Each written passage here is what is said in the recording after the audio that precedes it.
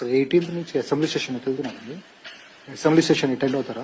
Assembly సమావేశాలలో ఇప్పుడు నేను ఇంతసేపు ప్రజెంటేషన్ ఇచ్చాను. ఈ ఇచ్చిన ఇంతసేపు ప్రజెంటేషన్ నాకు అసెంబ్లీలో కూడా ఈ మాదిరిగా ఇవ్వగలిగితే ప్రజల సమస్యలు బయటకు వస్తాయి. ప్రజల సమస్యలు మనం చెప్పగలుగుతాం. నీకు లేదు 175 మందిలో నువ్వు ఒక ఎమ్మెల్యేవు, నీకు ఇంతే సమయం ఇస్తాం 5 నిమిషాలు అందరితో పాటు, దాంట్లోనే నువ్వు చెప్పాలా అని అంటే ఎవడు చెప్పగలుగుతాడు? ఏమి చెప్పగలుగుతాం? నేను ఇంతసేపు ప్రజెంటేషన్ ఇస్తే 3 టాపిక్ల మీద మీకు పూర్తి అవగాహన ఇచ్చిన. ఉన్నది ఒకే ఒక్క పార్టీ, ప్రతిపక్ష పార్టీ. కనీసం మల్టిపుల్ పార్టీస్ అన్న అపోజిషన్ లో ఉన్నాయంటే అది లేదు. ఉన్నది ఒకే ఒక్క పార్టీ, ప్రతిపక్షం. ఆ పార్టీని కూడా నువ్వు ప్రతిపక్షం అందంలా. ఆ పార్టీని నువ్వు ప్రతిపక్షం ఎందుకు అండంలా? ప్రతిపక్షం మనం అన్నాం అనుకో, ఎంతమంది ఎమ్మెల్యేలు ఉన్నా కూడా ప్రతిపక్షానికి ఒక నాయకుడు అనేవి ఉంటాడు. ఆటోమేటిక్గా ప్రతిపక్ష నాయకుడు.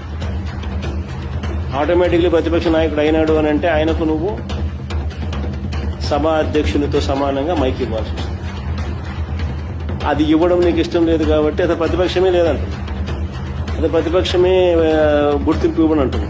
అంటే బేసిక్లీ ప్రజల గొంతు వినపడకూడదు, ప్రజల సమస్యలు కనపడకూడదు, ఎవడూ చెప్పకూడదు అనే ఉద్దేశంతో అసెంబ్లీ సమావేశాలు నడుపుతా ఉన్నప్పుడు కనీసం ఆ టైంలో మీ ద్వారా అన్న ప్రజలకు ఈ మాదిరిగా అన్ఇంటరప్టెడ్ గా చెప్పగలిగితే, ఈ మాదిరిగా సమయం కేటాయింపుతో చెప్పగలిగితే కనీసం ప్రజలకు జరుగుతా ఉన్న విషయాల మీద అవగాహన